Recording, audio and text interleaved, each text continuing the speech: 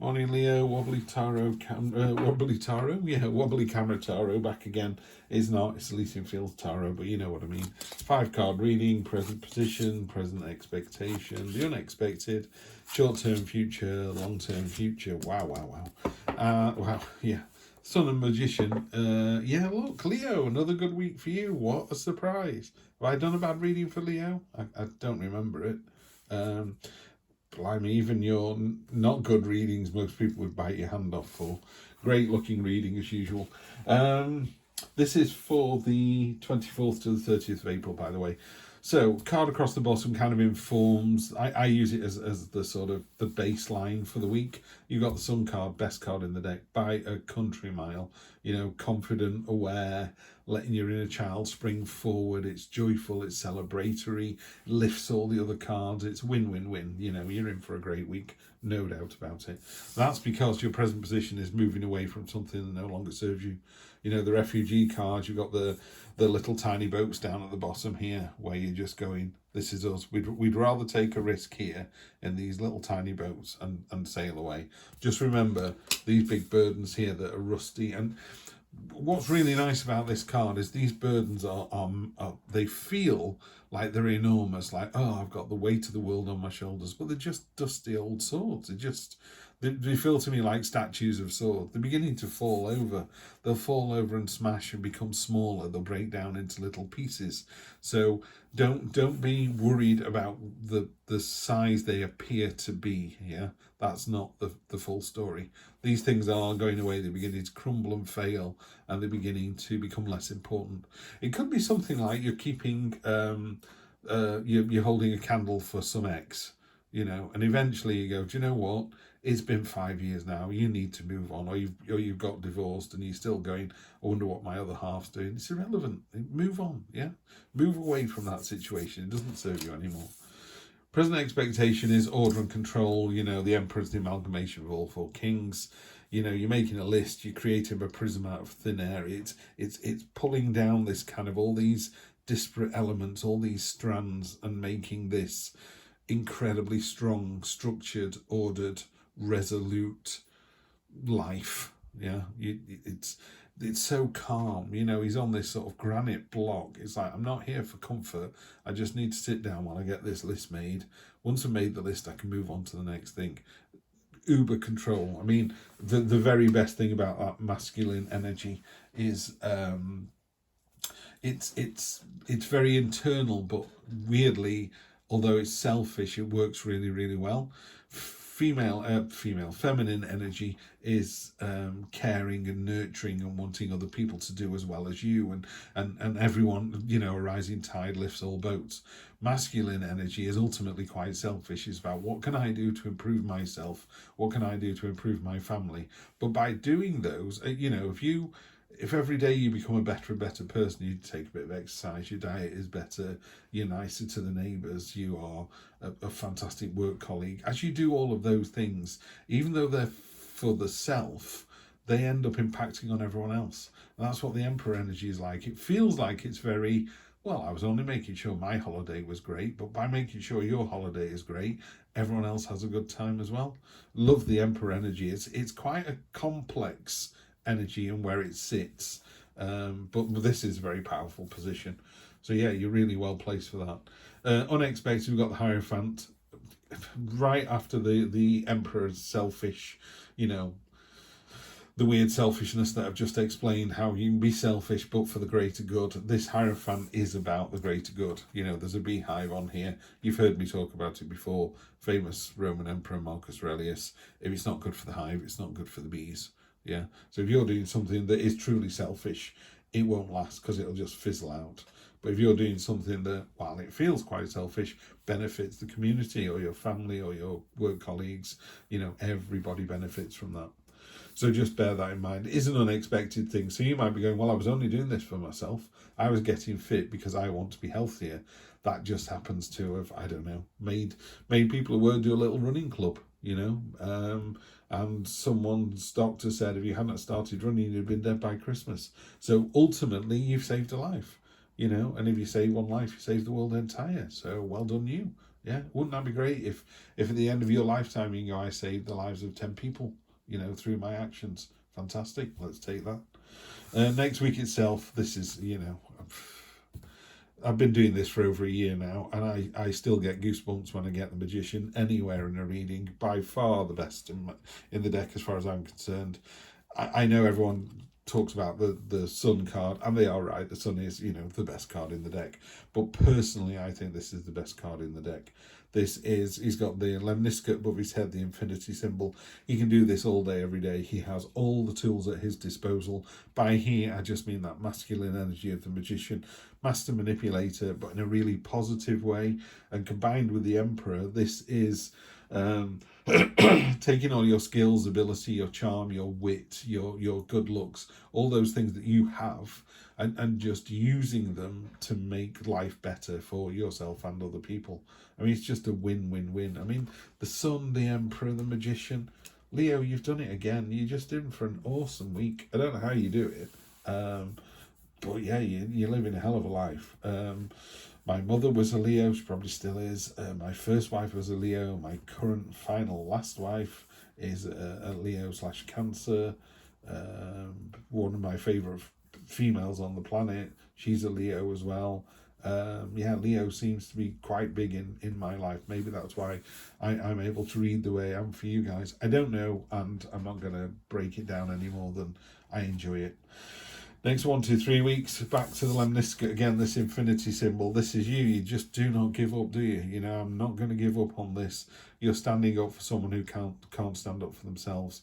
So again, even with this, I would say, in inverted commas, selfish energy, it's benefiting other people hugely.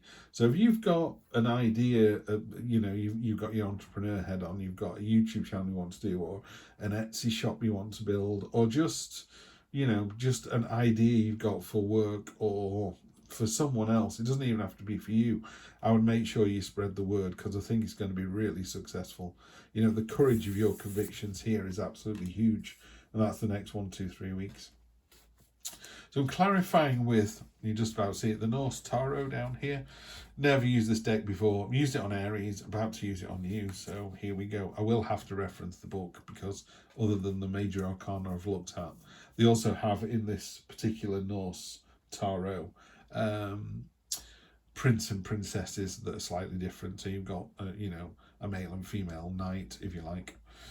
So let's start off. 2 of Wands, that's a nice easy one, isn't it? That's, that's getting ready to put your plans into action. He's clean. He's got the map in his hand. He's got the staff there. He's ready to go. He's looking out over the world. This is literally, here we go. Plans are in place. Move on to the next one. You're moving away from what doesn't suit you. Moving on to the next big thing. The Emperor on top of the Emperor. You couldn't make this up, could you? There you go. Just doubling down on that. So let's see what they say about the Emperor in this deck, shall we? So we're on. I do think you should read from the Emperor, the book. Pardon me. I do think you should use the book that you're given. It's not right, is it? It's 4, that's why. I'm looking at 3 in the book, and it's Freya, the Empress. I'm like, that's not Freya. Yeah, I think you should, if you're going to use a deck of cards, you should use the guidebook that comes with the cards rather than the Rider-Waite message. Otherwise, you can just say the Emperor means this, this, and this. It would be the same every read. A fatherly figure, paternal qualities, strength, the state, authority, power, practical knowledge, leadership, governments, controlling bodies, law, police. So this is about, they've used Tyr, the god of war and martial valour. Some say he was the son of Odin, others say the two were brothers. He was the supreme sky god of the northern peoples. However, his position later declined in favour of Odin, and this can explain the conflicting accounts. Whatever the case, Tyr occupied one of the 12 thrones in the great council hall of the gods Gladsheim. So he's seated upon his great throne of cold stone, robed in red, the symbolic colour of force and action. His face is stern, he is remote and severe, not a god to be trifled with. So he's obviously a lot colder and more powerful in the Tarot, the Norse Tarot, which again, you'd probably expect that to be the case. Yeah, a lot of red, a lot of passion, a lot of fiery enthusiasm, really determined to get it done. There's not a lot of any other story here. One of the the great attributes of the Rider-Waite-Smith deck is there's so much little incidental detail on the cards that you can really stitch a story together. You know, the Emperor is armoured underneath his red robes, so he's and also he's sat slightly more relaxed, but it's almost like a coiled spring ready to go. So that's the other attribute of the Emperor. It looks like, you know, your granddad, but it's like your granddad who could kick your ass, you know, it's that kind of energy. But doubling down on that, you know, the Emperor is most definitely the card of the week for you. And then you got the Empress.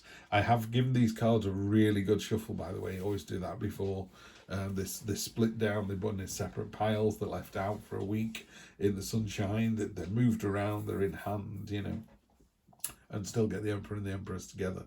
The Empress, in this case, it's Frigga, isn't it? But the Empress is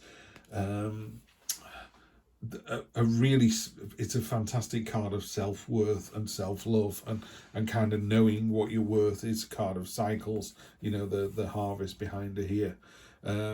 It's a very aware card. It's a very high energy card. It's very mature. It's very sophisticated. It's a card of pregnancy. It's a card of fertility, and that fertility and that kind of abundance can relate to ideas.